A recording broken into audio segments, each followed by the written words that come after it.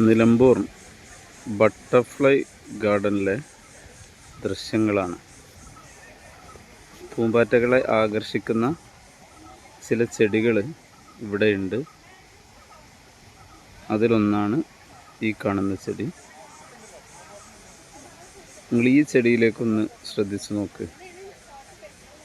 ആ ചെടിയുടെ ഇലയുടെ നീര് കുടിക്കുന്നതിന് അതിൻ്റെ സ്മെല്ല് കാരണമാണ് പൂമ്പാറ്റകൾ ഇവിടെ എത്തുന്നത്. നിലമ്പൂർ തേക്ക് മ്യൂസിയത്തോടനുബന്ധിച്ചുള്ള ഗാർഡനിലെ ദൃശ്യങ്ങളാണിത്. വളരെ മനോഹരമായ ദൃശ്യങ്ങൾ, നിറഞ്ഞു നിൽക്കുന്ന, വിരിഞ്ഞു നിൽക്കുന്ന പൂക്കളാണ് എവിടെയും നമുക്ക് കാണാൻ പറ്റുന്നത്. സുന്ദരമായ ദൃശ്യങ്ങളാണ്. എല്ലായിടത്തും പൂക്കളും പൂമ്പാറ്റകളും നിറഞ്ഞു നിൽക്കുകയാണ്.